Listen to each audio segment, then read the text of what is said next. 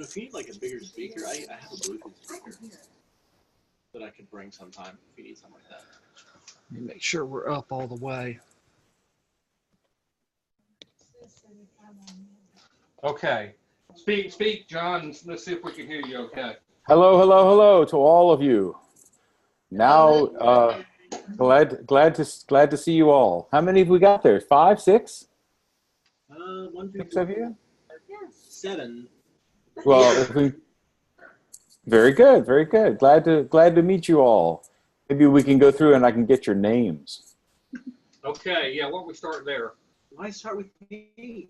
Yeah. Because you're only in. It's because I counted everything. My name is James Simpson. Tell me again. James Simpson. James, Yeah. James. Got it. Thank you. James, good to see you. Good to see you too, sir.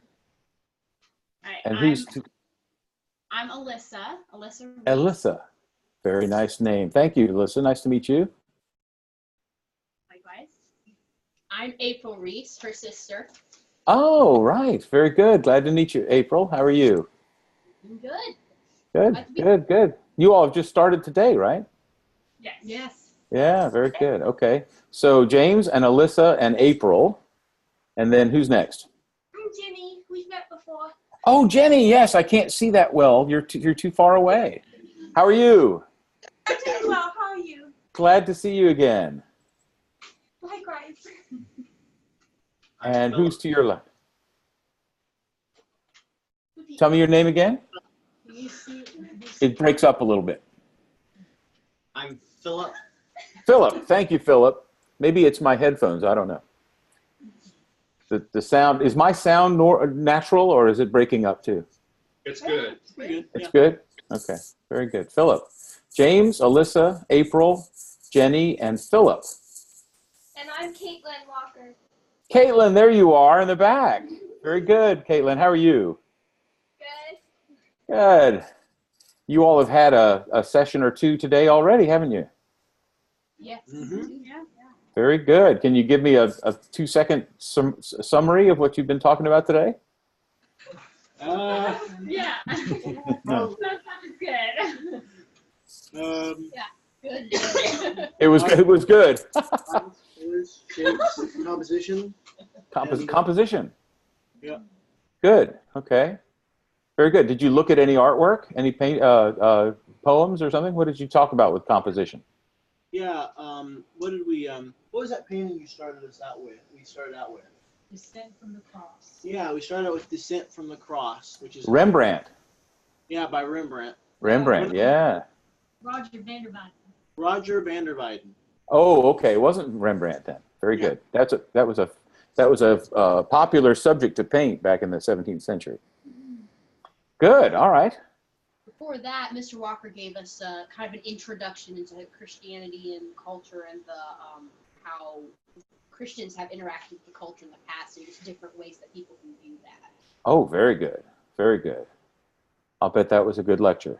I'd like to hear that myself. Well, is there anything you need to do, Dean, before I start? No, I think we're ready to go. Okay. All right. Well, very good. Well, this...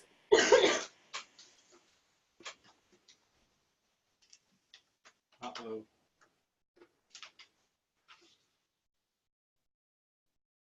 We've lost John. That's not good. Right when he's getting started. And that is that I'm trying to make an argument for a Christian view of the arts. Why it is that the arts in general are worth our study.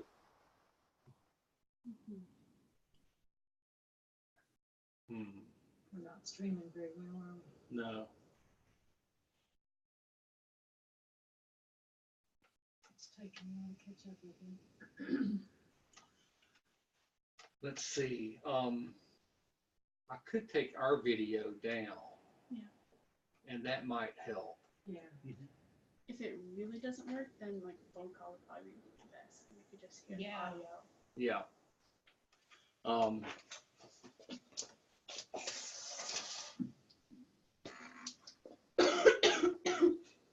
It makes it a little bit more awkward for him, but it would probably help with the streaming. Okay, it's got him. He's really stuck there. Yeah. Oh, we just lost him. Oh, and the storm's coming. Yeah, I wonder if that has something to do with it. Okay. Let me. Poor guy. I know. I was like, the title was awesome. Let's keep going. Yeah. Oh, he's coming back. He's lost his. We've lost the. It shouldn't do that down here, though, Beth. There we go. I don't know. I kind of dropped out for a second there, didn't I? It shouldn't do that down here. Can you hear me now? Yeah. Y'all want to give it a try here before we? Yeah, let's we give it a drop? try. We're getting a bit of a storm here. Oh, is that right? Yeah. I see. Maybe that's what's happening. One more try. If we have more problems, I'm going to take down one of our units and see if we Okay. can maybe just go with the phone after that. Oh, okay. All right. All right. Very good. All right. Well, anyway, I was just telling you about what we do at the Center for Western Studies. I used to teach this team-taught humanities program at college, and we went in 4 semesters, went through basically the history of Western civilization from the pre-Greeks to the 21st century. And we liked it so much that when the college went a different direction, a lot of us went to other places and taught other places. The team of us wanted to stick together and continue to teach this thing. And so we put this Center for Western Studies together. And that's how we got a gap year program to try and teach those very same things. It talks about, the idea was to teach a Christian view of the world and how the great books and art and music of the Western world fit together. So that's what that was all about. And so what I'm hoping to do today is to just talk about the sort of foundations for that approach to culture and why it's important. My background is in music. I'm a musician. I'm an orchestra conductor. I conducted orchestras from, I guess 83 through 2000, 2008, I guess, nine. And in the midst of that, I was orchestra conductor, but I also did some composing and some work in churches too. So I've done a lot of music from the podium. That's my background. I studied orchestral conducting and opera. So, but I'm very interested in the connections between music and visual art. And so after I graduated, I started on a sort of independent study of the history of art. So I spent a lot of time studying about the aesthetics of music and the aesthetics of art, because they're very similar and the periods are parallel. So why would the arts be important to Christians? A lot of times people think that the arts are about beauty, and beauty is a matter of personal preference. For Christians, for any philosopher worth his salt has to address three issues: how we know what we know, how we know what's good, that is virtuous, and how we know what is beautiful. So the true, the good, and the beautiful. And the branch of philosophy that addresses the true is called epistemology.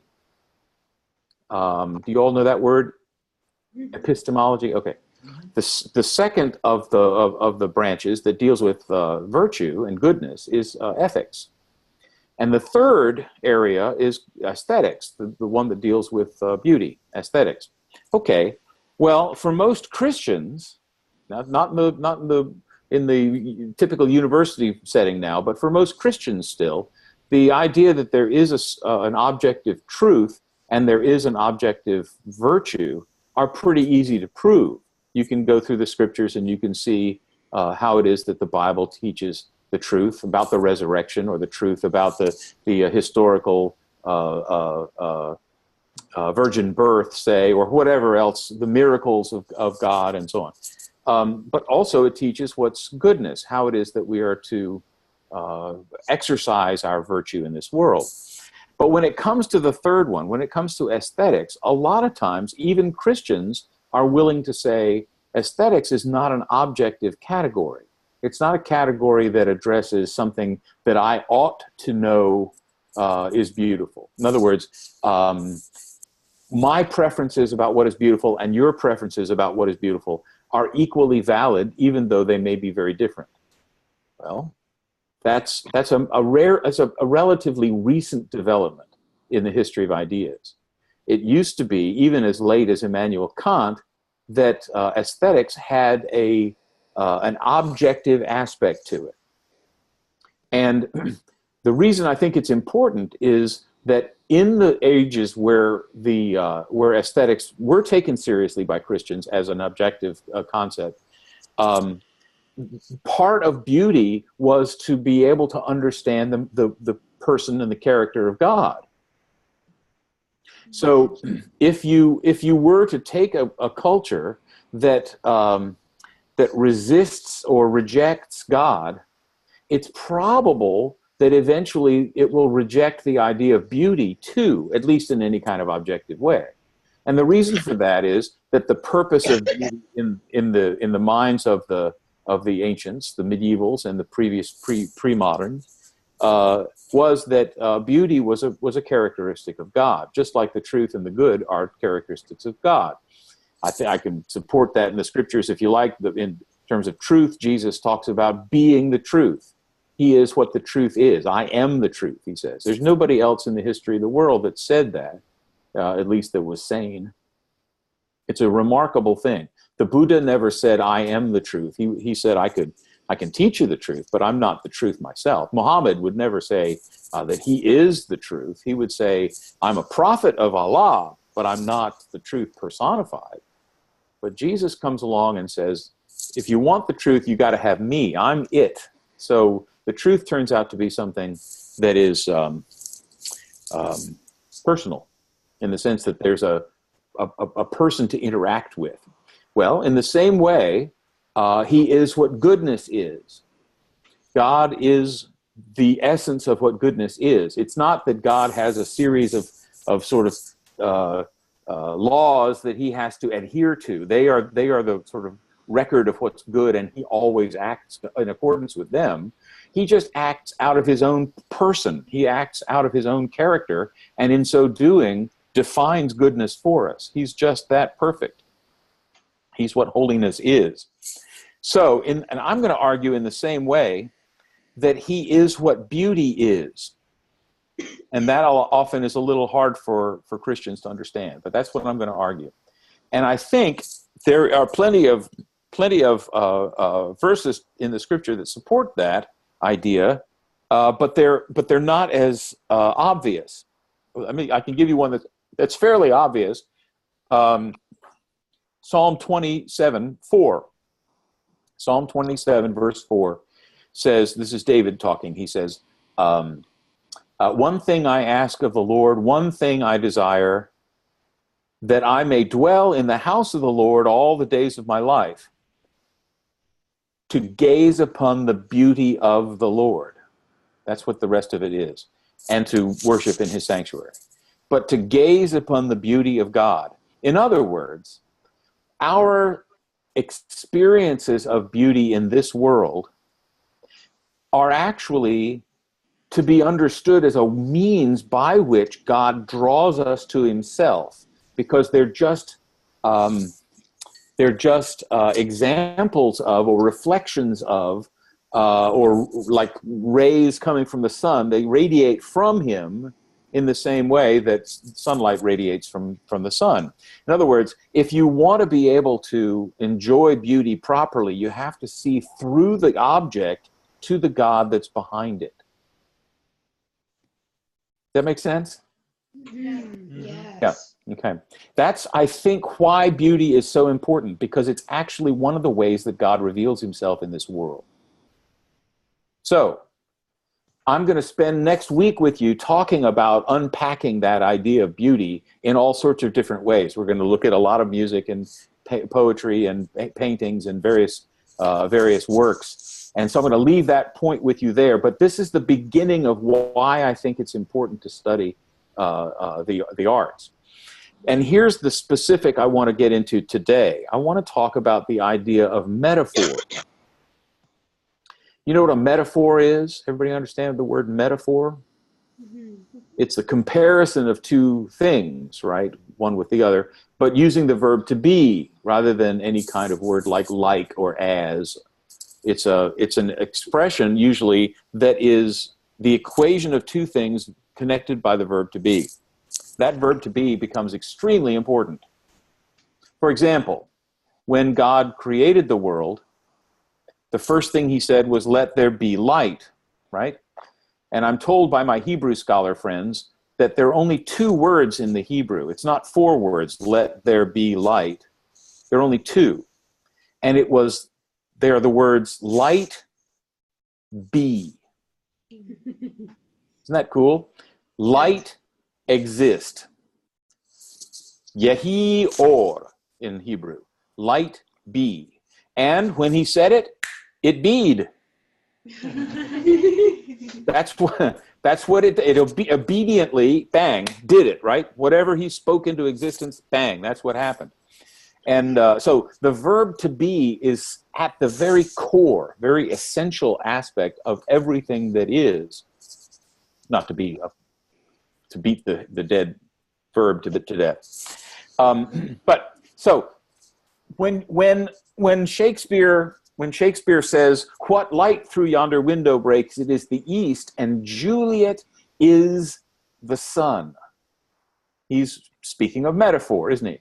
But he's creating on a much more modest scale, but he's creating something that didn't exist before in the same way, in the same manner, not in the same magnitude, but the same manner that God did when he spoke light into existence. It's just that powerful. And what is it he creates? He creates a connection between Juliet's face that he sees on the balcony scene in Romeo and Juliet and the sun. And so if we were to unpack that metaphor, you can always unpack metaphors to get at the meanings of them, right?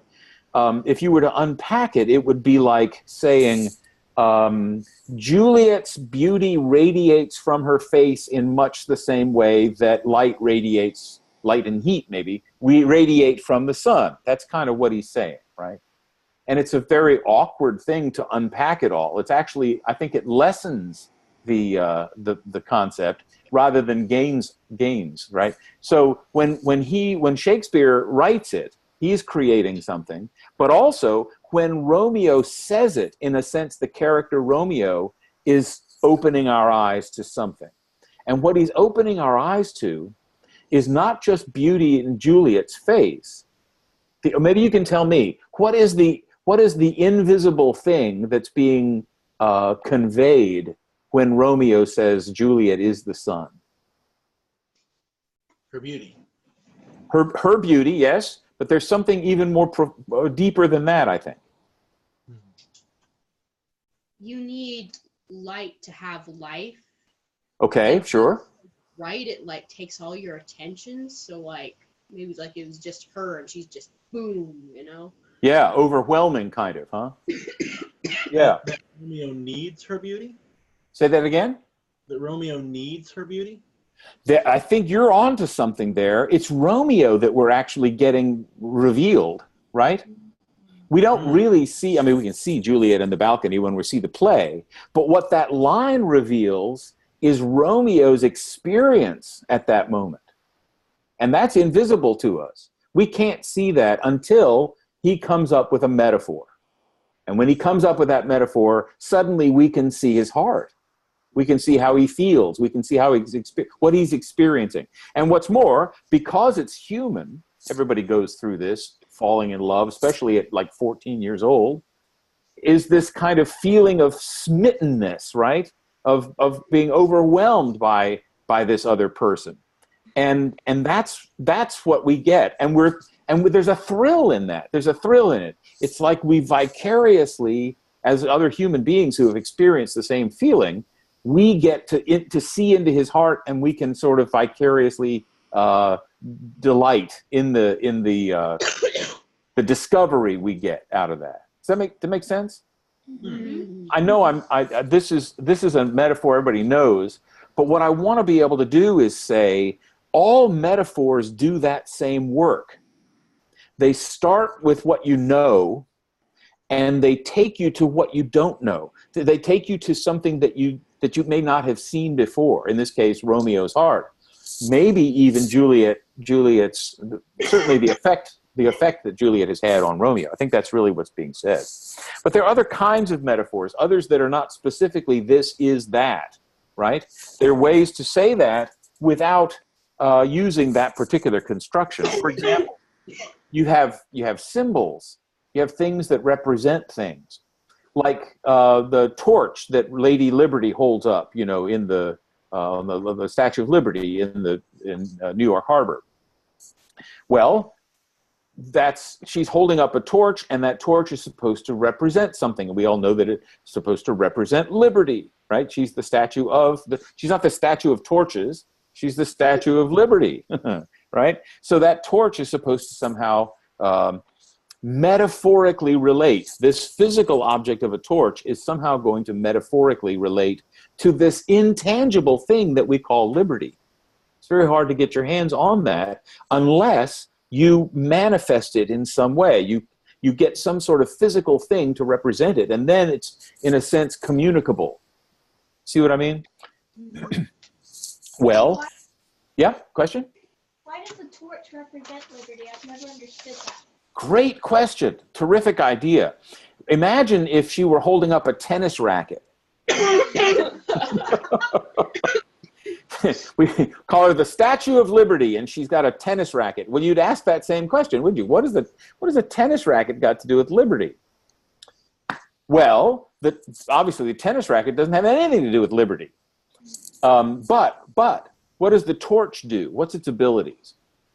To light the way? It enlightens, doesn't it? It sets light on the way. Exactly right.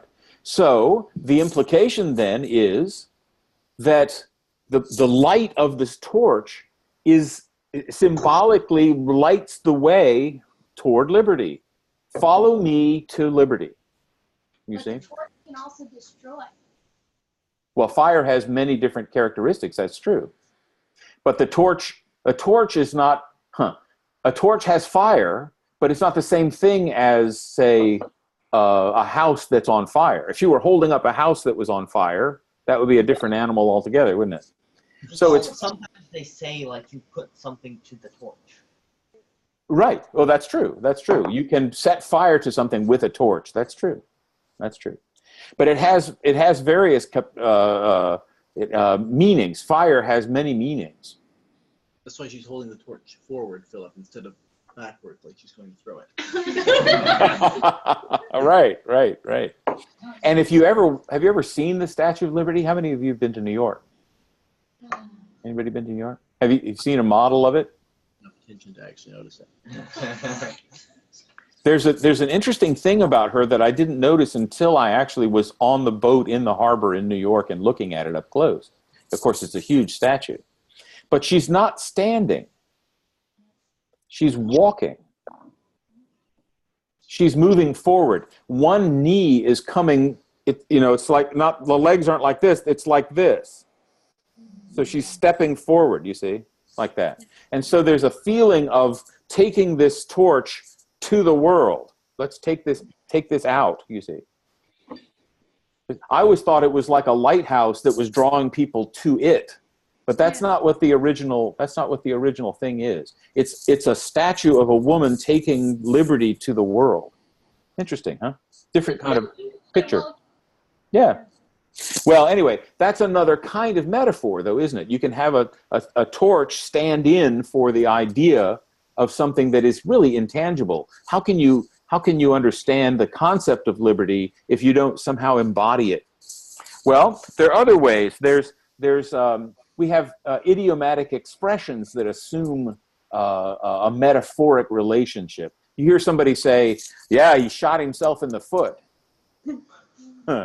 Well, I mean, not literally, but you mean metaphorically he shot himself in the foot. Well, what do you have to do to shoot yourself in the foot? Well, you have to have your gun still in the holster.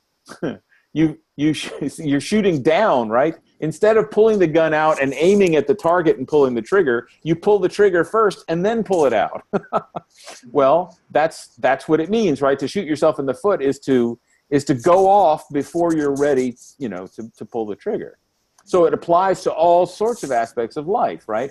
He got into a business deal before he was ready, or anytime you step into some sort of situation before you're prepared to do it, then you run the risk of shooting yourself in the foot, wounding yourself with what should be taken a different way. Well, I'm beating these things a little bit, everybody kind of understands them intuitively, but I think it's good to sort of force yourself to see how they're structured. I'm talking about the structure of a metaphor.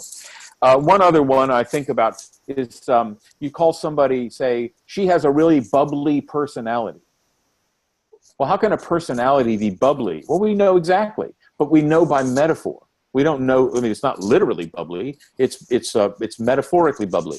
You hear people say he's got a bubbly personality, or you hear somebody say that piece of music has a bubbly rhythm. And then you get a sense for what the sound of the music was, or you can say somebody is a bubblehead, right? And what's inside a bubble? Nothing, right? Air, right? So the implication is that your head is like a bubble. Your head is a bubble. You are a bubblehead. So the metaphor actually expresses pretty succinctly and sometimes cruelly the thing that's trying to be gotten across. Well, you can't actually see inside somebody's head, and it's difficult to say that person is not very bright. I guess you could say, well, even that's a metaphor, isn't it? You thought of that, You say he's not very bright. Well, that's a shorthand. That's a metaphoric shorthand for saying there's not much enlightenment going on in that head.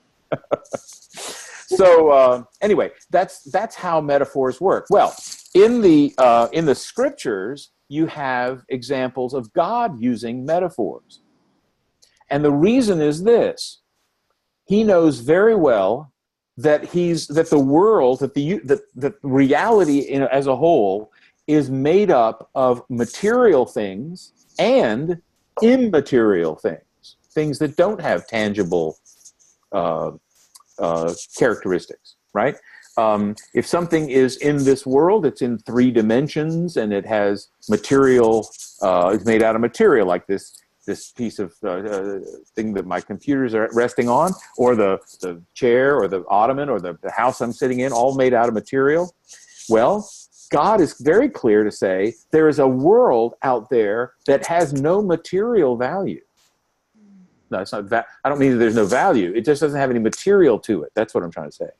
In fact, it's a more real world than your material world. Now, how can I say that?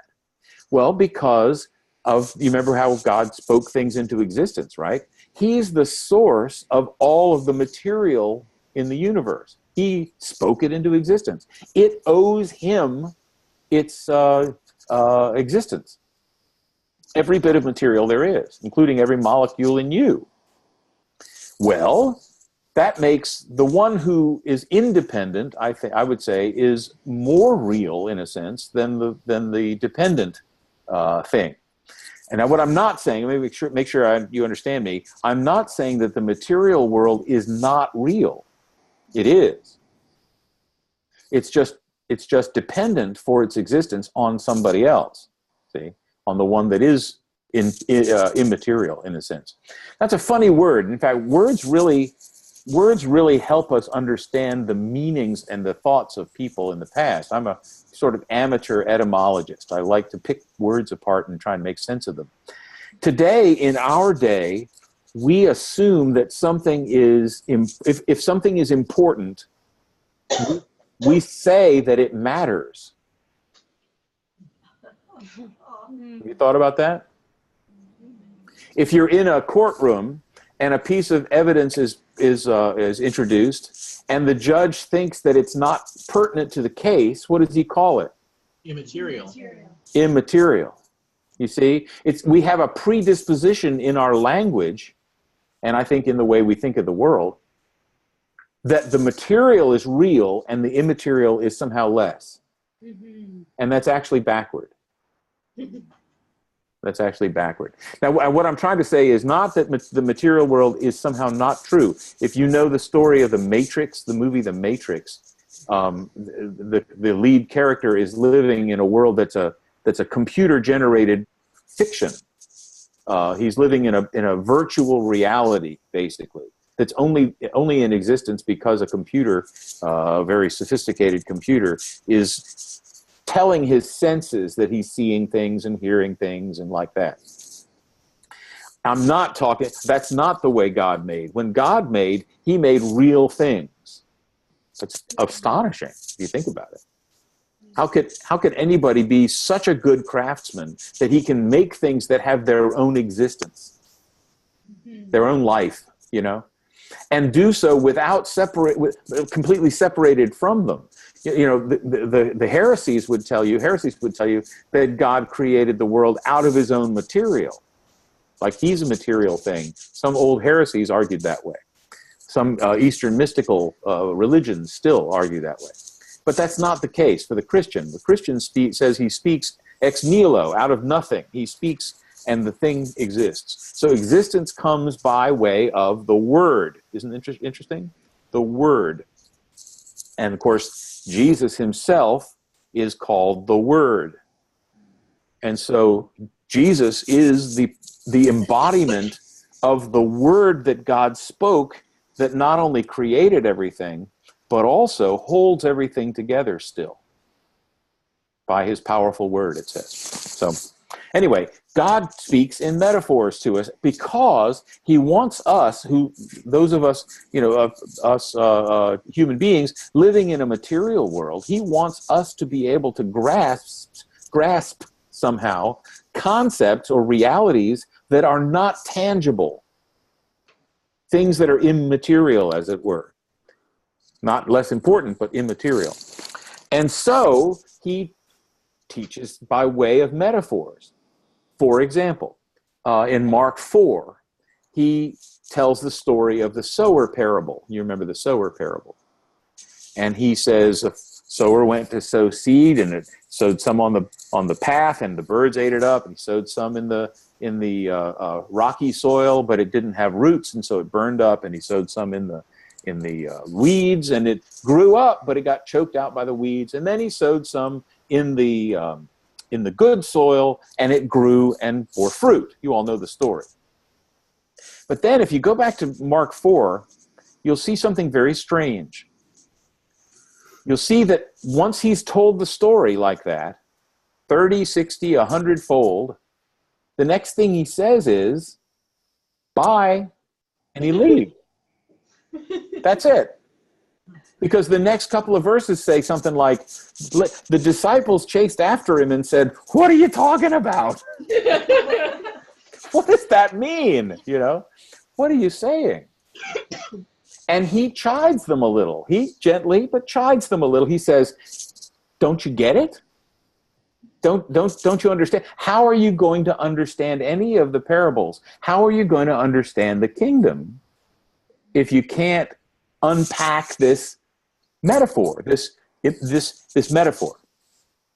And then he tells them what it means. He says the seed is the word of God. And he talks and unpacks the metaphor, explains it all to them. But the funny thing is, he hoped, I think, that they would have gotten it without him explaining it.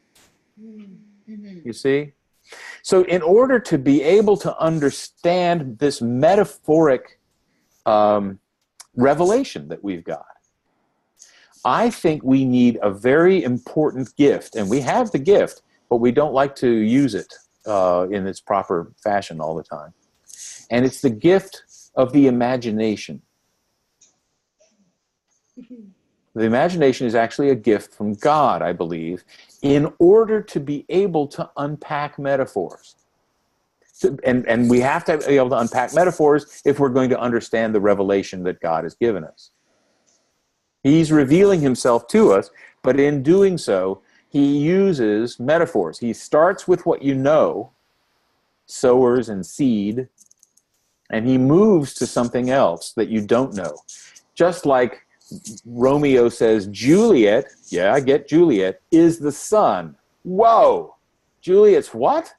I didn't get that, see? But he did.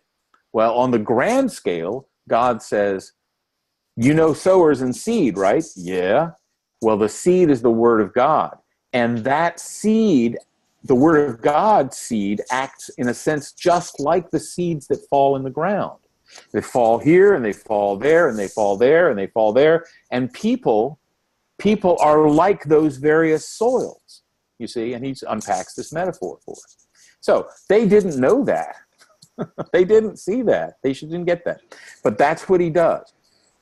And he speaks metaphorically about himself, Jesus, all the time. He says, we talk to him, we talk about him as a, what was I going to say? Hang on, before I leave the sower parable, I want to say one more thing. I was trying to think what else I had to say about it. The metaphor, it'll come back to me. Anyway, I'll move on to the others, and maybe it'll come back to me. The other ways that he speaks of himself are always in some way metaphorical, because he speaks of himself as a king, for example, right? Well, kings are in this world. We know people that are kings. He speaks of himself as a shepherd. We know about shepherds, you see. He speaks of himself as a, see, I had a list of them here. Hang on a second.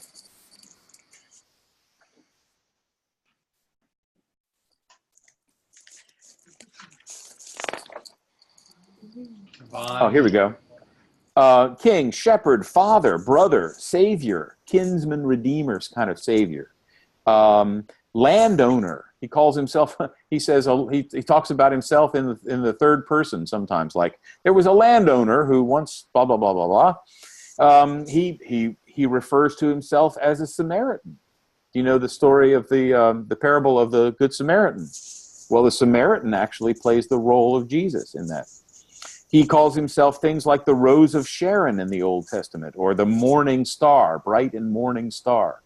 All those things, you see, are things in this world. They're material things. They're things that we can relate to materially. He is not actually our biological father. He's not, oh, I remember now what I was going to say. He's not our biological father, but he's more a father to us than our biological father is. See what I mean? In a sense, the biological father is not the model and he's like the father. You see, it's the other way around. It's that he is the one who actually loves and sustains and protects and does all those fatherly sorts of things, including creating. And human fathers are like him to the extent that they are like him. And that's how it is with all these things. A king is a great picture in our minds, but a king is an imitation of God. You see? A shepherd is a great picture. We know what a shepherd is and what he has to do with sheep to protect them and look after them, if he's a good shepherd. In fact, that's funny because that's what Jesus relates to. He says, I am the good shepherd, not just a shepherd. I'm the good shepherd. I'm the kind of shepherd who actually looks after his sheep, you see. Well, we know shepherds and sheep, but that's because shepherds are actually the imitation of him. He's like that in those ways, and a shepherd is a kind of a two-dimensional picture of him. You see that? Is it making sense? I've never thought of it like that before. That's really cool. Yeah. Well, the one that really, I'll tell you the story about how I kind of came to this. Many years ago, I was reading through the parables, and I was reading about all the different metaphors that Jesus uses about himself, and I came to I'm the vine and you are the branches. You remember that in John 15. And he says, I'm the vine and you are the branches. And I thought, well, what's he trying to say? What do the disciples hear him saying? Well, he's saying, you know vines and branches, right? And they all went, well, duh, right? Yeah, got vines and branches. Okay, he says, well, I'm like the vine and you're like the branch. And they all went, wow, light bulb goes off. Sure, okay, I get it. Terrific. Well, as I was thinking about that, suddenly the whole picture turned upside down in my mind, and my head was blown. And that is this. You know, when Shakespeare wrote Juliet is the Sun, he was using words in a language that he inherited. He may have come up with the idea itself, Juliet is the sun, but he didn't invent language. He just invented a few words. He did invent some words, but he didn't invent language. Okay, well, when Jesus says, I am the vine,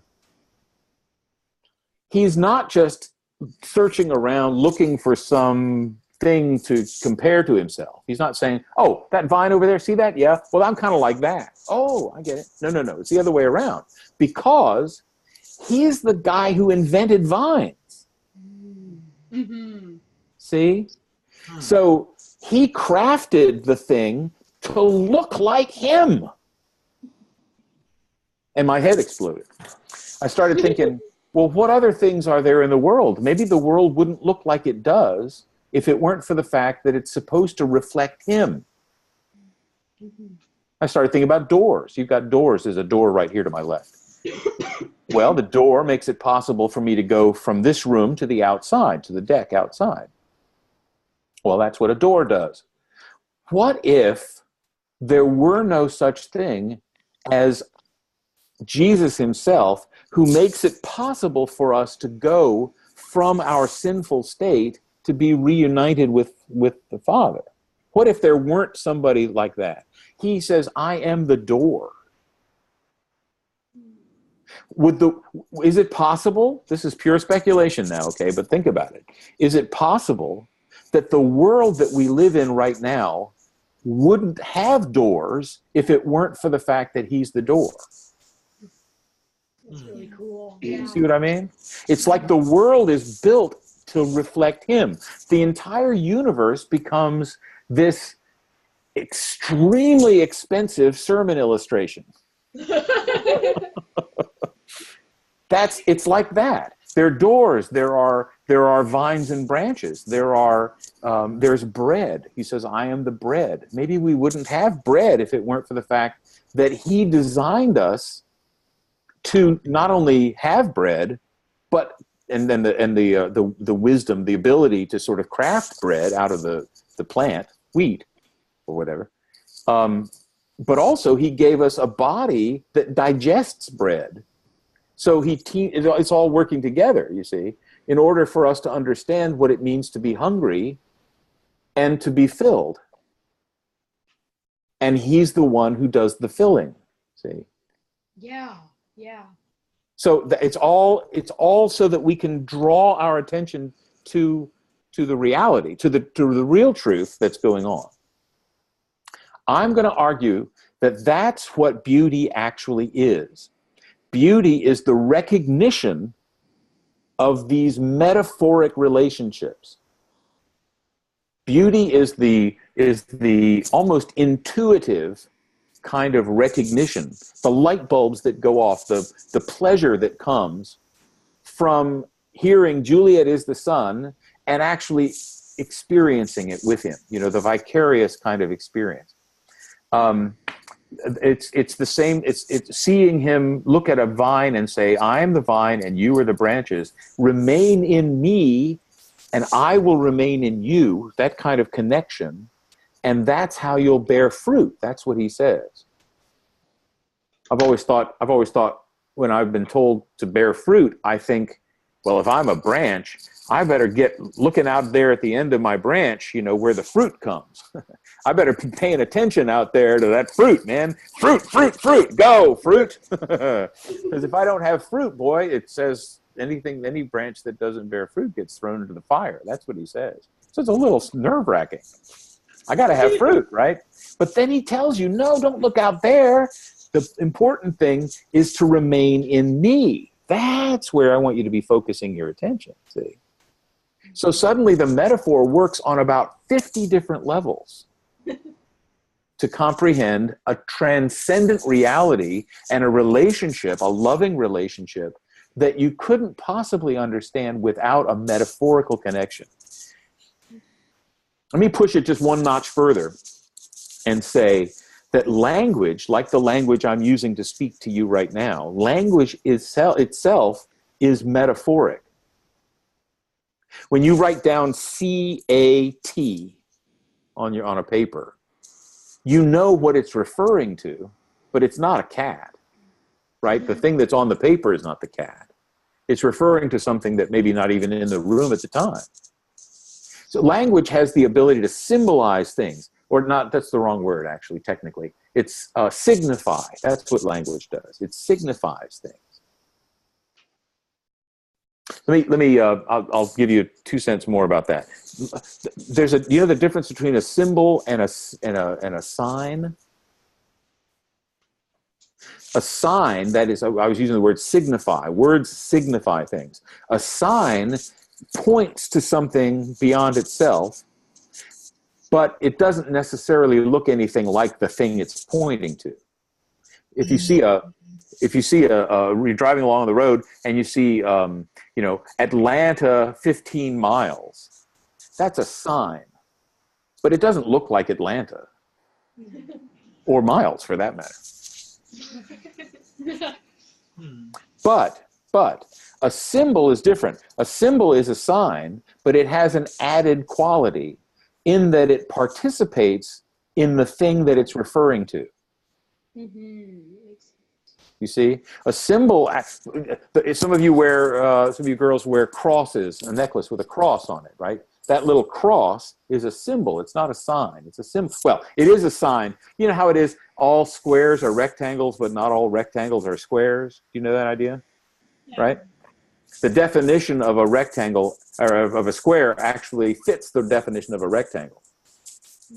But the reverse isn't true. Yeah. Right? Because all four sides have to be the equal. Same thing with this. All symbols are signs, but not all signs are symbols. See what I mean? So a symbol is something that actually is a sign that participates in the thing that it's referring to. So in this case, when Jesus says, I am the vine and you are the branches, he's referring metaphorically to vines and branches. But the vine and the branch actually symbolize the relationship between Christ and his church, because all of the functionality of that relationship is actually it participates in the shape of the thing that actually goes on. If I write down the words, I am the vine and you are the branches, excuse me, I'm the vine, you are the branches.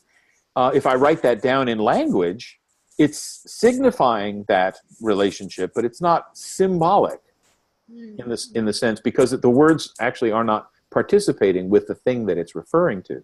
But when Jesus pointed out metaphorically that the vine and the branch were him and you, me, he was actually speaking symbolically too. Okay, well, to recognize that kind of relationship is, I think, what we call beauty. When we hear a piece of music that corresponds so well to the experience that we've had of, I don't know, falling in love, being furious, going off to war, that kind of thing, whatever it is, a human experience that somehow is depicted in the harmonies and the rhythms and the melodies of this music, then it is actually participating in the shape, if you will, the shape of your soul in that state. This is really complicated. I won't go into this now. Maybe when we get together, I could talk about this more. But St. Augustine actually wrote, the guy who wrote City of God. Have you all read City of God? Yeah, good. Well, he wrote, many people don't know, that he wrote 6 books on music. Wow. Yeah. And all 6 of them refer to rhythm. They're all about rhythm. And he talks about how the soul is actually material, and that the soul has a shape to it, but it's invisible. It's an invisible material. Think of that. Imagine that. It's material in the sense that it's dependent on its existence from God, but it's invisible. It doesn't have any physical characteristics. literally physical, material characteristics. Anyway, it's complicated. Maybe we can talk about that if you want to. But the idea is that music actually flows with the shape of something, or it can have the ability to shape your soul, or speak of the shape of the soul that the soul is in. And in doing so is a kind of harmonic resonance with it. It's very fascinating, that. I'm not sure I even understand all of it. But that's how he would describe it. So the beauty that we comprehend, that we apprehend, let's say, the beauty that we apprehend in a piece of music, or in a beautiful sunset, or in a set of mountains sitting on the edge of the Grand Canyon and going, wow, is a kind of experience of something of the beauty of God. Something of it. In the same way that the vine and the branch represent or participate in a reality, a true reality, there's something about the nature of the triune God that is harmonically resonant with music, or visually resonant with beautiful colors, or the awe of God maybe is echoed in the awe that you feel before a great waterfall, or before a storm coming in. I don't know about you, I love thunderstorms. I live right next to the Mississippi River, and across the river from us is Arkansas, and on the other side, on the Arkansas side, it's all fields. It's all farmland, so it's very flat. And so, if you sit on our side, on the east side of the river, the weather usually comes from the west, and then it crosses the river and then hits us, right? So we can see it coming for a while. We can see the storm clouds gathering in the distance, and so on, and see the lightning flashes and hear it rumble and so on. And it's very exciting. And when it finally gets here, it's a torrential downpour. It's great fun, as long as you're inside and, say, I don't want to be out in it exactly. But there's something wonderful about the awesomeness of it. It's so much bigger than you are. You know what I mean? Yeah. That's what I like about it. And that's what I like about great waterfalls, or the Grand Canyon, or the Alps, or something. They're just so majestic and ginormous and all that. That's a word, right? Ginormous. We can say it is. So anyway, my point is, I think beauty is a recognition of this kind of correspondence in a metaphor. It's when something is painted, you paint a painting, and that painting opens your eyes to something that you didn't see before, or that poem, or that piece of music, or that film, or whatever bit of artwork you see.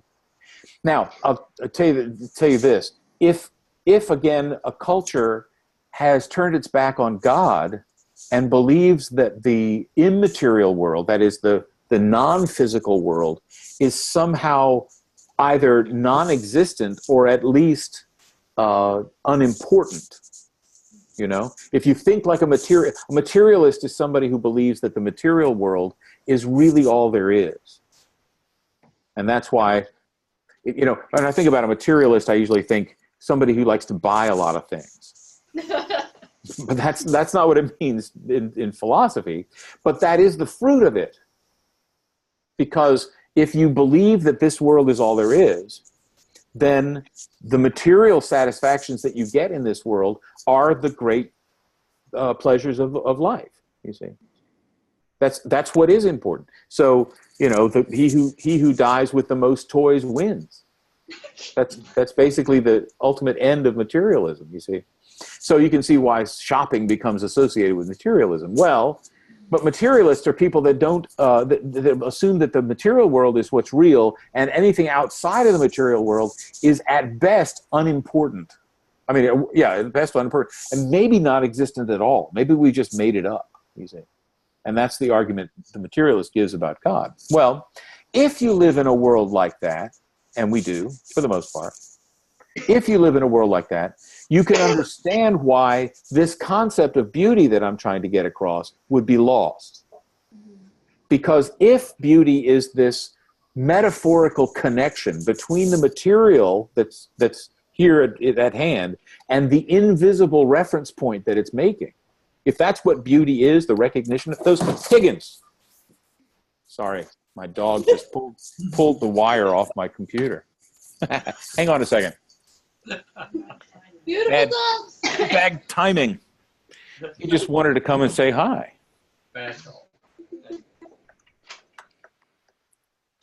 Can we see the dog? Higgins, you want to come back, buddy? They want to see you. Higgins, come here, buddy. Yeah, he's gone in the other room now. If he comes back, I'll show him to you.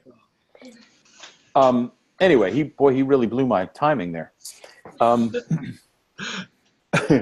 was I saying? Oh, just if beauty is this correspondence, and you remove the one half of the equation, if you take the supernatural out of your equation, then what you're left with is the material with nothing to relate to.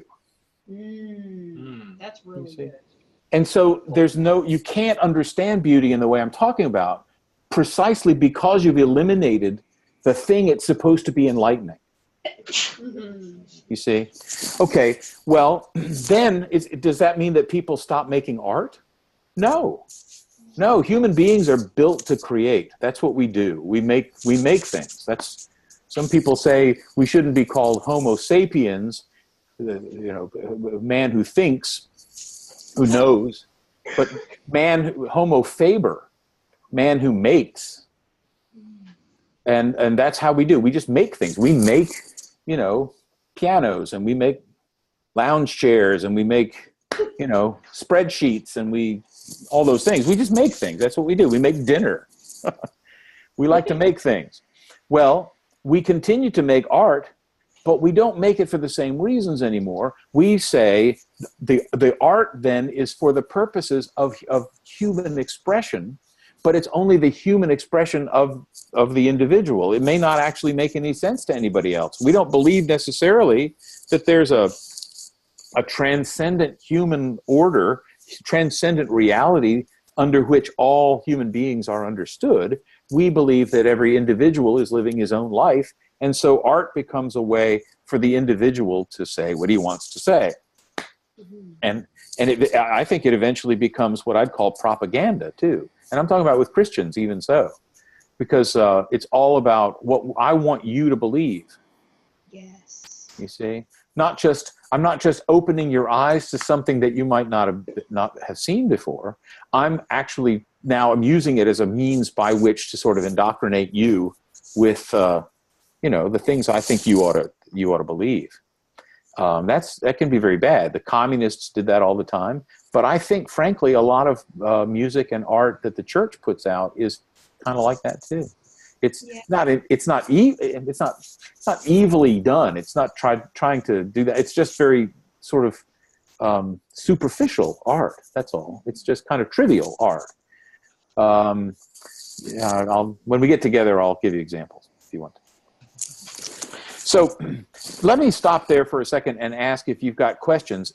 After we do a few questions, I'd like to try and show you a couple of things, if it'll work at a distance like this. And we can unpack some metaphors in an actual bit of poetry and so on. But do you have questions so far? Is this making sense? Mm-hmm. Yeah, it makes a lot of sense. Yeah. Mm-hmm. Okay. Anybody have anything that's on your mind? What was the name of those books by Augustine on music? Oh, it's called On Music. De Musica. De Musica. De Musica. Okay, that was just interesting. I didn't even realize that he wrote anything about that. Yeah. There are a lot of Augustine scholars that I know that didn't know that. So they're really obscure. It's pretty obscure stuff. He wrote a heck of a lot of stuff. Yeah, He wrote a heck of a lot of stuff. Man says he's read all of Augustine, he's a liar. Oh my gosh. Yeah, no. Nobody's read all of Augustine. I don't think Augustine read all of Augustine. When you say that beauty is the recognition of the link between the metaphor and its intended object, if you will, the thing that it's trying to get you to understand. how does the truthfulness of the thing that it's trying to get you to understand relate to it? Because obviously, communist art and propaganda has metaphor and it links to Right. ideas they have, but those ideas are not true. That's a very good question. That's exactly right. There, I talked about true, good, and the beautiful, right? 3 different categories. Well, in a sense, in this broken world, those 3 categories are separate. That is, you can have something that's true that's not beautiful. You can have, well, maybe you can't. I don't know. Maybe that's not possible. But you can certainly have things that are beautiful, at least superficially, that are not true. Yeah. I mean, the way we describe Satan is as an angel of light. Okay. So he can appear, at least momentarily, he can appear beautiful, attractive, interesting, and lie. And I think the same thing must be true about goodness. If you can have something that is beautiful that's also evil. I think a lot of television shows do that nowadays. They have something that they want you to learn. They want you to feel comfortable with that's actually evil. But they write it and they cast it. They write it with beautiful language, and they film it in beautiful settings, and then they find beautiful people to watch, interacting, and you are swayed by it. You're swayed by the beauty of it. But underneath that beauty is a concept that's evil. I remember there's a movie. There's only 2 movies I've ever walked out on, and one of them was called The English Patient. Have you ever seen The English Patient? It's probably before you were born. It had to be long ago. No, it's got to be 25 years old, I bet. But anyway, it's a very well-made film, very, very well-crafted film, and some terrific acting and some very good writing. And it makes you, I realized halfway through the thing that it was enticing me to feel sympathy for these people who had done real evil.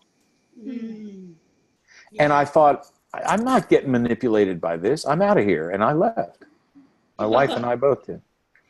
And I'm not one to just sort of censor movies. I'm not trying to just dismiss things because I disagree with them. But this was this was beautiful and evil at the same time. That's creepy. It was, yeah. But I think that's what goes on. So it's possible for something to be beautiful because you recognize the connections between the things, and yet you disagree with it on a truth or goodness level. Does that make sense? Yeah. That's a great question. Sorry, go ahead.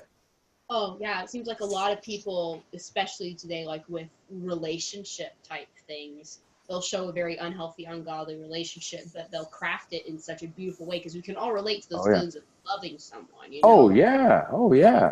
So that's beautiful because that would be a metaphor for God, but then they're taking it and they're doing it in a wrong way, but still keeping the beauty there. That's right. That's right. That's right. Do you know I'm sure you know the word perversion. Do you know what the root is of perversion? No. It means to twist. Perversa. Versa is the word in Latin for twisting. Like, think about a bar of metal that's soft that you can bend, like this. Well, something to be perverse, it's taking something that's straight and it's making it crooked or twisted. See? And in reality, I think Augustine backs me up on this, there really is no such thing as evil. Hold on a second. Hold to that idea. What I mean is, it doesn't have any reality in and of itself. Evil is a perversion of the good. Good has reality, right? When God made things, he called them good. And they were good. But evil comes along and twists them out of shape. There's nothing wrong with sex, but sex can be perverted if it's used in the way that it wasn't intended, right? In every other aspect of life, there's nothing wrong with various things, but they can be perverted. They can be twisted. And that's what goes on. In the same way that Augustine would say good and evil relate in the same way that light and darkness do. We understand that metaphor, but I don't think we understand fully the metaphor if we don't understand that light exists, but darkness doesn't. Yeah. You see what I mean? Darkness is just the absence of light. There's no thing called darkness, Yeah. right? In the same way, heat and cold are like that. Heat is a thing. Heat exists, but cold doesn't exist. It's just the absence of heat. And in the same way, good exists, but evil doesn't exist. It doesn't have its own being. It just perverts the thing. It's the absence of good, or the twisting, or the perversion of good.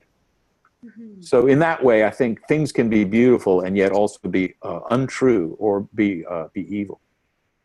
And the reverse probably is true too. I would say most people would argue that a depiction of the crucifixion is not beautiful, and on a certain level, it isn't. Right? It's the most ugly thing that probably happened in the history of the world, in the sense that it was killing God. Well, there is a beauty to it too, but it's a beauty that's underneath. It's through that a deeper truth is accomplished. You see, so it may be ultimately that if for something to be true, it also has to be good and beautiful. For something to be good, it also has to be true and beautiful. For something to be truly beautiful, it has to also be good and true. You see, it may be that's how you have to. Ultimately speaking, that's what you're pushing toward. A great artist is one who wants to have a work that is beautiful, that the metaphors work, and they say the things, but they also say things that are true and good. Yeah. Yeah. That's truly great art, I think, when that happens. So a Great couple question. thoughts, Yep. John. Those three things certainly come together in their perfections in God. Absolutely. All Right. those things at the That's same right. We can't so- really see them perfected except in God. That's right. Right. Yeah.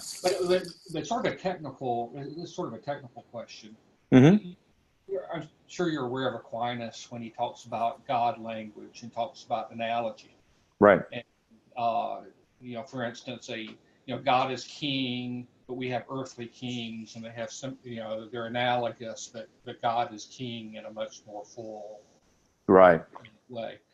So help me understand a little bit. Analogy, metaphor. Is metaphor in play when Jesus is not really a vine, but he's referred to as a vine? Is that metaphor as opposed to analogy being using the same term, only in a different way? Oh, I see what you mean. Yeah, perhaps. Yeah, maybe the vine branch reference is a metaphor. But an analogy. I mean, an analogy. I guess I think of an analogy as a human thing, but maybe I hadn't thought about it enough.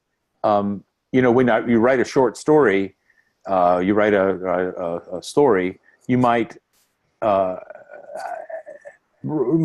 intend for a certain character to be analogous to some part of the gospel story. Think about C.S. Lewis and Aslan.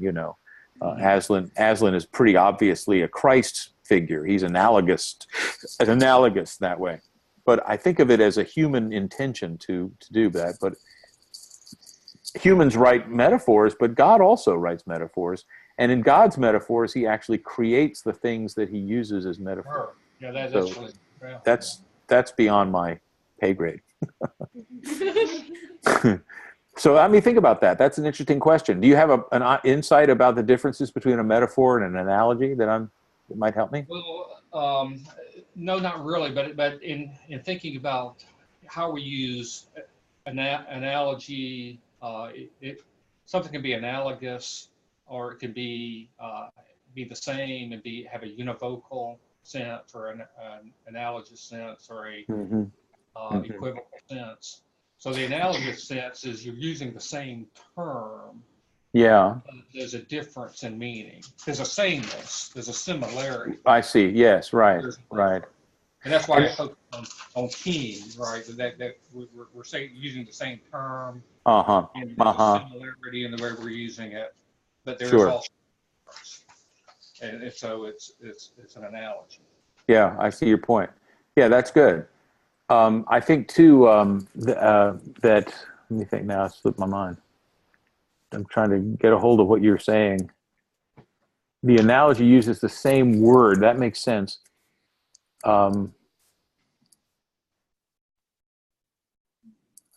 It maybe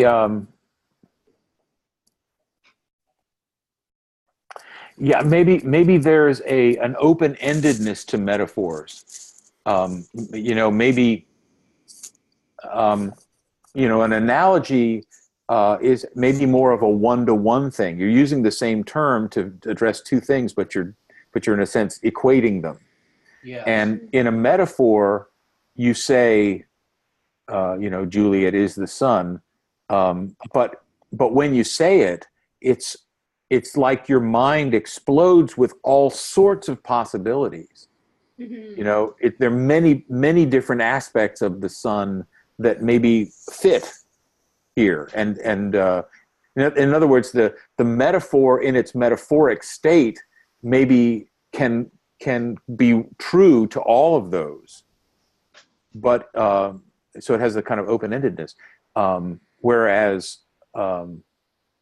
if you unpack the metaphor, one of the reasons that unpacking metaphors is so unsatisfying is because it doesn't reach, as far. Yeah, I'll tell you a quick story. I was teaching this in a Sunday school class one time, and I said, Juliet is the sun, and then I said, now Juliet's beauty radiates from the sun in much the same way that light and heat radiate from her face or from the sun or something like that. And I said, now ladies, which of those would you rather hear? That Juliet is the sun, that wonderful, concise picture, or this sort of clumsy unpacking, And the lady in the front row elbowed her husband, and she said, I'd take it either way. Horrible. I said, well, counseling is down the hall in that other room. I don't know how to address that problem. But maybe that's the difference. Maybe an analogy, you're meant to get a one-to-one relationship. Aslan is Jesus. But in Juliet is the sun, you're getting this sort of explosion of all the emotions and all the, I mean, not to say that you don't have emotions attached with Jesus, but the I think maybe that's, well, I wanted to say a literary analogy, but it's all in literature. It's all literary. Yeah. Anyway, let me think about that some more. That's a great question, Dean. That's a good question.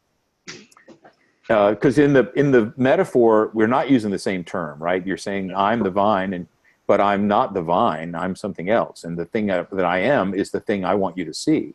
But when you speak about God as a king, you're actually using the same word for both, and you're hoping that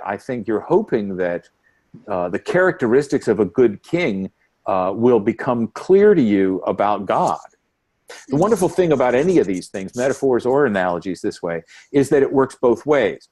So that if you know vines and branches, then you can get what he's talking about, the relationship, when he speaks about the relationship between Christ and the church. But then the more you learn about Christ and the church, the more you appreciate what a vine is. You know what I mean? You get to know vines better. Wow, there's all sorts of stuff going on there I might have missed, that the vine feeds the branch, for example, and fruit comes from this relationship, and all sorts of things that somehow become aware. You actually become a better botanist. Yeah. Well, how about if we let's see, do you want to quit? When do you want to quit, Dean? Not before 8:30. What time is it now? 8:30. Okay. It's 8:30. Right. I'm sorry. It's 7:30 for me. That's why I was going, oh my God. How are you guys doing? I mean, I'd scheduled it for about an hour and a half. That was my thing. Okay. Right. That's what I was thinking too. But, Well, if you can spare me, if you'll spare me another, say, 5 or 10 minutes, I think I can do what I have to do. Can you manage to get till 8:40, say? Yeah. Okay. Well, what I was going to do is read you a bit of Shakespeare and ask what kind of metaphors you get out of it. And I think, can you see the screen enough? If I put some words up there, can you read them on the screen? I think so. It used to be that, let's see. Oh yeah, we'll see. Yeah. It'll depend on how big the type is. Okay. Can you see that now? Or you still see me? Yeah, We still see you. Okay. I'm not anywhere near pretty enough for that. Your screen share, that's what I want. Let's see if it'll do this. Can I share this screen with you now? Can you see it? Yes. See where it says Hamlet? Yeah. Okay. All right. Well, I want to read this to you because it needs to be read out loud. But I also want you to see the words because you'll want to refer back to them. So here's Hamlet's first speech. Do you all know Hamlet pretty well? Yeah. Not so much. Well, let me tell you what this is. This is Hamlet is this college kid who's come back to Denmark. He's the prince of Denmark, and his father is the king, of course. And he's come back home from school because his father's just died. And his uncle, he comes back home and finds that his uncle has married his mother. And so now he's the king. So there's a little bit of tension there already. But also, Hamlet really thought very highly of his father, and he doesn't think very highly of his uncle. So for his mother to suddenly marry his uncle is a real blow. It's a real strange thing. He thought more highly of his mother. So he's not exactly very happy. And after the first scene you see of his, he's listening to the new king, his uncle, and his mother holding court, and they make a lot of decisions, and they tell people to go here and there. And then they turn to him and they say, "How are you?" And he says, "Well, I'm not all that well, to tell the truth." And they say, "Well, you shouldn't be so upset about your father's death. Everybody has lost a father, and you have too now, and that's just part of life." And then they go off, and he's left on the stage by himself. And this is what he says. Most people know the later soliloquy, "To be or not to be," but this is a very, very excellent soliloquy all by himself on stage. And this is what he says. Now you can see the words, can you? Mm-hmm. Yes? Yep. Okay. So it says, "Oh, that this too solid flesh would melt, thaw, and resolve itself into a dew. Or that the everlasting had not fixed his cannon against self-slaughter. Oh, God, how weary, stale, flat, and unprofitable seem to me all the uses of this world. Fie on it! Ah, fie, 'tis an unweeded garden that grows to seed. Things rank and gross in nature possess it merely. That it should come to this. But 2 months dead, nay, not so much, not 2. So excellent a king that was to this, Hyperion to a satyr. So loving to my mother that he might not beteem the winds of heaven visit her face too roughly. Heaven and earth must I remember. Why, she would hang on him as if increase of appetite had grown by what it fed on, and yet within a month. Let me not think on it. Frailty, thy name is woman. A little month, or ere those shoes were old, with which she followed my poor father's body like Niobe, all tears. Why, she, even she, oh God, a beast that wants discourse of reason would have mourned longer. Married, if my uncle, my father's brother, but no more like my father than I to Hercules. Within a month, ere yet the salt of most unrighteous tears had let the flushing of her galled eyes, she married. O most wicked speed, to post with such dexterity to incestuous sheets. It is not, nor it cannot come to good, but break my heart, for I must hold my tongue. And that's what he says. Now, let's go back to the beginning of it and see if you can find any metaphors. Is there anything in this first half of it that relates something to something else in the way we've been talking? Unweeded garden. Yes, unweeded garden. What's the unweeded garden relating to? To the world. Excellent, exactly right. How weary, stale, flat, and unprofitable seem to me all the uses of this world. Tis, that is the world, an unweeded garden that grows to seed. Things rank and gross in nature possess it merely. What does rank mean? Do you know? Smell, right? Smells bad, exactly. And gross in nature. Can you imagine? It doesn't mean gross like we use a slang term today, like, ooh, that's disgusting. It means, although it is that, but it means gross means large. So things rank, stinking, and too large in nature possess it merely. Things that are too big. You've seen gardens that are overgrown, that have great, sunflowers or weeds standing up with flowers on top of them that have just not been attended to forever. And the things have gone crazy. They've grown. Well, that's what he thinks of as the world. The world that's a great one. Very good. Anybody else see one? Hyperion to a satyr. Right. Do you know who Hyperion is? I do not. Hyperion is the sun god of the Greek world. Hyperion is the god who drives his chariot across the sky every day, pulling the sun. Okay. That's his job. Do you know what a satyr is, or a satyr? Yeah, it's the one with the horns and the hooves and the goat's legs. That's right. He's half human. Above the top part is man, and the bottom part is goat. I thought Helios was the Greek god of the sun. Hyperion, Helios is the same person. Okay. Same one.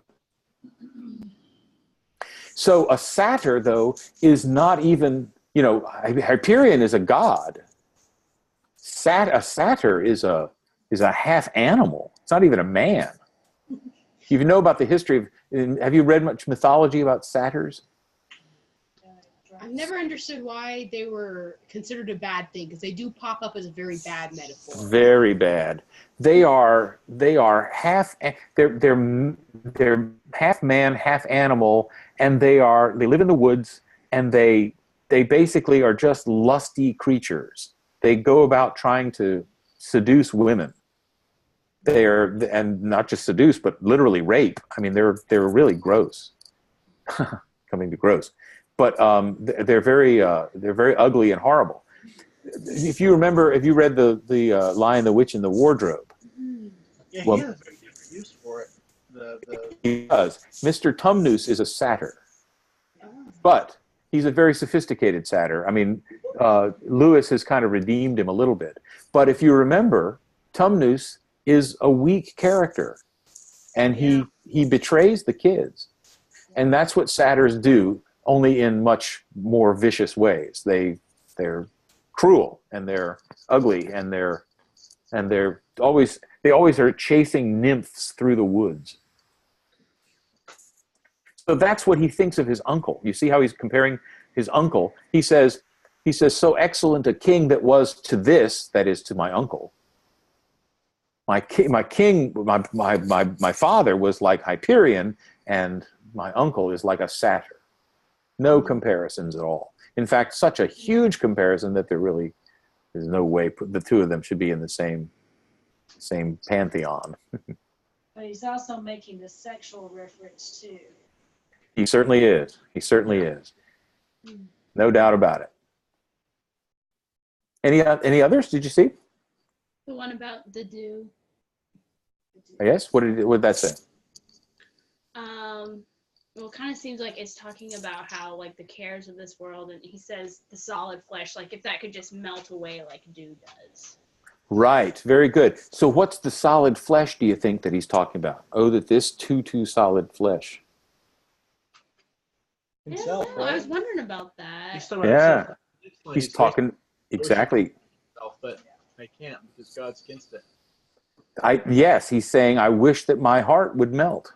To give in, to soften up. I feel like my heart is a stone inside of me. I wish that this solid stone would melt and fall and resolve itself. Or something else. I think you mentioned it. Yeah. Suicide. God fixed his law, his canon, against suicide. So he's saying, I wish I could overcome this, or I wish that I could kill myself. Mm-hmm. I can't do either one. So he's stuck. Yeah, that's good. That's good. Anything else? What about other ones? What's the relationship of his mother and father? Yeah, as if increase of appetite had grown by what it fed on. Yeah.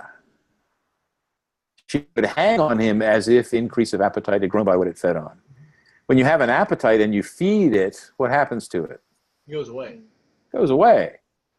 But not my mother's love for my father. She would hang on him. She would hang on him as if the more she had of him, the more hungry she was for him. Her appetite would never go away. Had grown by what it fed on rather than been satiated by what it fed on. And what about that's how she loved him, right? Well, how does he love her? Scroll to the next page. No, it's in this one. Yeah. Oh, really? So loving to my mother, you see that? Oh. Oh, yeah, I see it. Mm-hmm.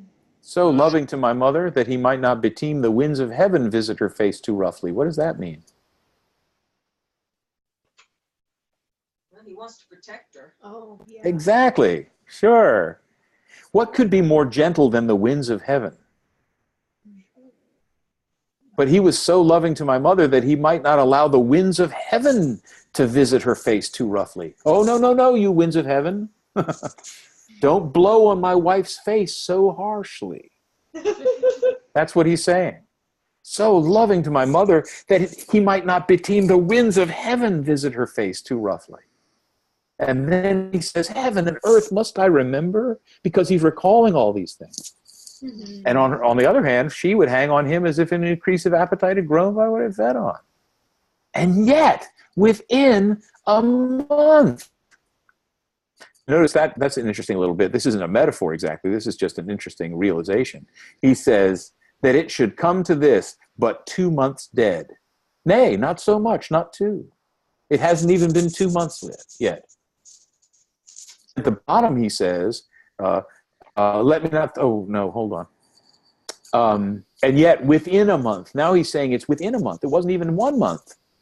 You see?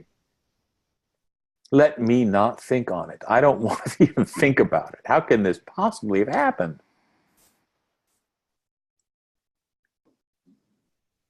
What about these metaphors?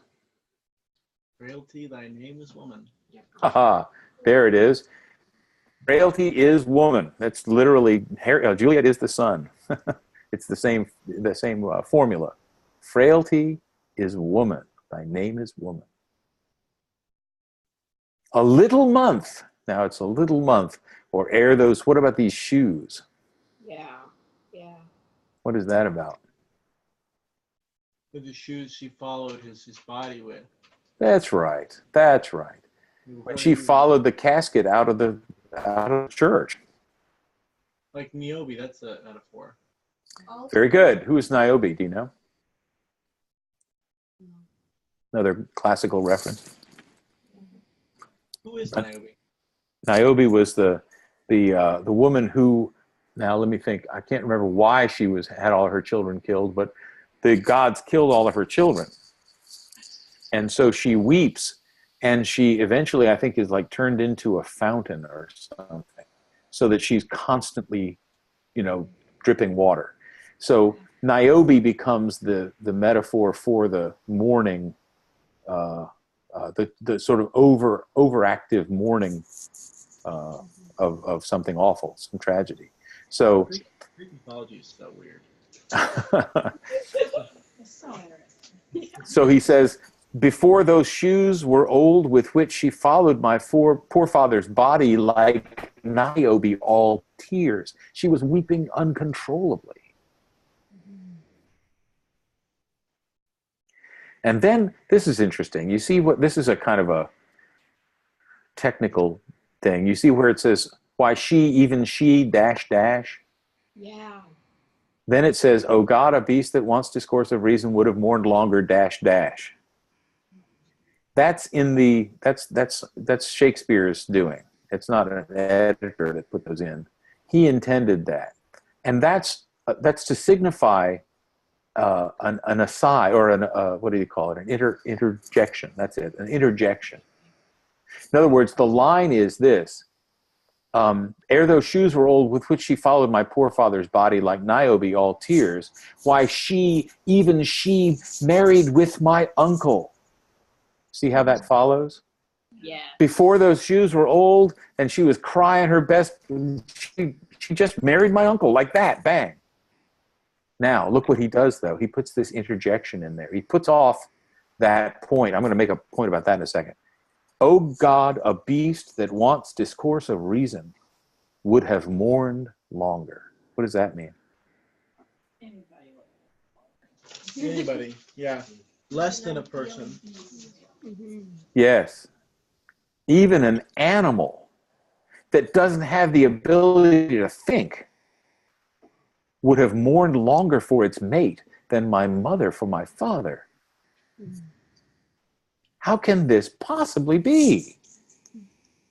He loved her so much, blah, blah, blah. She loved him so much, blah, blah, blah. Before those shoes were old with which she followed his body, like weeping all the way. Why she, even she, and he's about to say the point of the whole thing, married with my uncle. That is the key verse. That's what's happening. That's what all this is about, you see. But just before he tells you that, he says, why she, even she, oh God, a beast that wants discourse of reason would have mourned longer. Married with my uncle, see? My father's brother. Okay. Well, what I want to show you is not only are all those very good metaphors that you see. I mean, Shakespeare is a genius at coming up with connections, metaphoric relations, means by which to get you to see into the soul of the person speaking, into the feelings and the experiences and the state of mind that he's in. And I think you can get that, right? He's astonished. He's in shock that this has happened so fast. Oh, most wicked speed, he said. And then he even says she shouldn't be marrying her brother anyway, his father's brother. It's incestuous. Oh, most wicked speed to post with such dexterity, to go so quickly to incestuous sheets. That's clearly a sexual reference too. So what I'm saying is he puts off the point. He hides the point of the speech all the way down to halfway through the second page. When he starts off, oh, that this too solid flesh would melt, thaw, and resolve itself. All of that and the description of how depressed he is when he looks at the world. I mean, what a great picture of depression. How weary, stale, flat, and unprofitable seem to me all the uses of this world. What a great picture of depression. He says, yeah. I have to head out. So, oh, I see. Gotcha. So all of this is to say your heart is with him closer and closer. You get to see all the things that he's feeling, how he sees his relationship with his mother and father, how he's astonished that she got married so quickly. But when he finally says what it is he's upset about, it's 5 lines down in this second page. Married with my uncle, my father's brother. My question is, why did he write it that way? Yeah. Why didn't he just have Hamlet walk onto the stage and turn to the audience and say, I am so ticked off that my uncle married my father so quickly after my dad's death, and walk off stage? Well, he doesn't seem to want to remember it. I mean, he's like, do I Yeah. let me not think on it? It's like he's trying to delay it. And then Very good. it won't go away, so then he says it. He can't escape it, but he doesn't want to face it either, does he? If we're in agony, we are agonizing. Yes. One sentence. Yeah. Yeah. The discussion or what he says, his rant is very realistic because it's like he's processing it. And when people process things, they don't just come to the summary, like you're saying within one sentence. Like it takes a while. And Very good. He has. Yeah. Very good. That's exactly right. He's working this out in his mind as he's standing there. Yeah. There's a kind of human realism to it where you're thinking something through and trying to make sense of it. That's an excellent point. I think that's exactly what he's trying to do. He's trying to get you, the audience, to relate to his state and to feel it with him, in a sense, vicariously. He wants you to experience this with him, to see just how frustrated he is. If he comes on and said, I'm so frustrated, and then walked off, it wouldn't be anywhere near the punch of it all. You see, the depth of it is actually in walking through it with him. You have to allow the artist, in this case Shakespeare, to say what he wants to say to you in his own time. You have to let him say it the way he wants to say it, because he thinks that's the best way I know to say this. Does that make sense? As the artist, when the artist crafts something a certain way, it's because he thinks that way is the best way I can think of to say the thing I want to say. And so if we come to his artwork, in this case, this soliloquy, and we say, Shakespeare, why don't you just get to the point? I don't have time for all this too solid flesh nonsense. Just tell me what it is you're upset about. Well, I'm ticked off because my uncle and my mother are married. That Shakespeare would say, if I said it that way, you wouldn't get it as well as if I said it the way I said it. Mm-hmm. This is the artistry of a great artist. He's trying to tell you something more profound than just the superficial.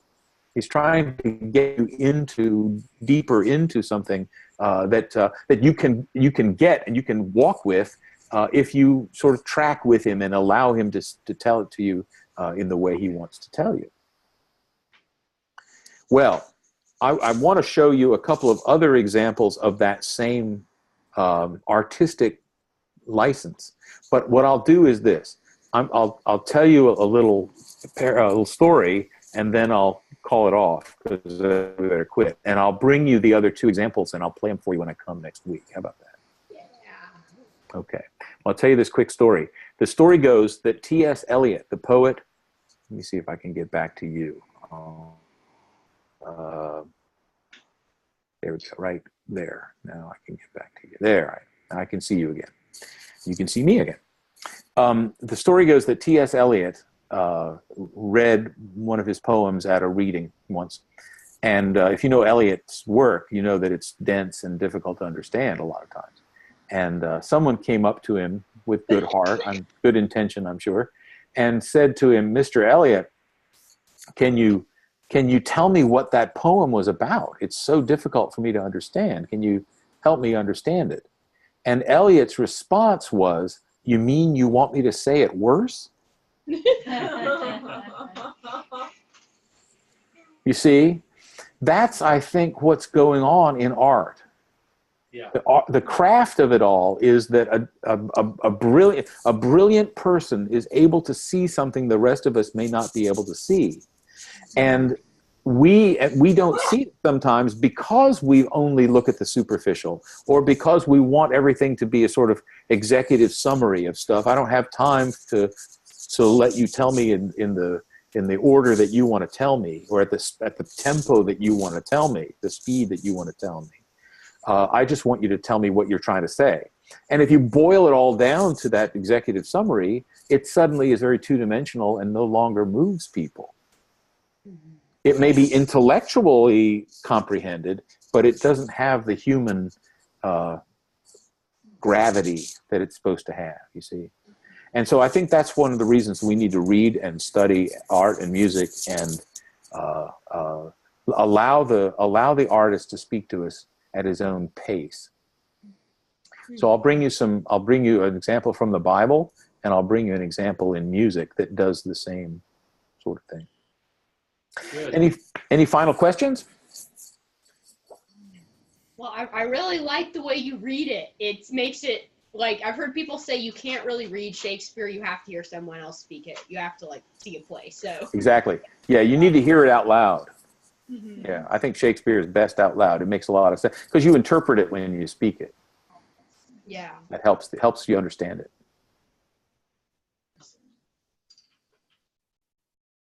Anybody else got a concern or question or a last word? All right. Thank Well, you've been, yeah. Yeah, thank you. Thank you so Hey, much. glad to do it. Looking forward to seeing you next week. Yeah. Yeah, it's quite an honor. Oh, well, bless you. Thanks. It's an honor for me too. Dean, thank you for asking me. And I will look forward to seeing you guys next week. And I hope you have a great week. Well, thank you. Yeah, you too. Yeah. See you Monday. See ya. Yeah. All See ya. right. Dean, let me know if there's anything I need to do beforehand to bring along or anything. I can't think of anything at the moment. But Okay. All right. Very good. God bless. Thank you. What for you? Yeah, the potential's pretty large. okay. Y'all have a good evening, and we'll see you tomorrow. All right. Thank Yeah. you. Alrighty. Thank you so much, guys. This is really cool. Tomorrow at 2:30. I only I guess. wish my family could never guess.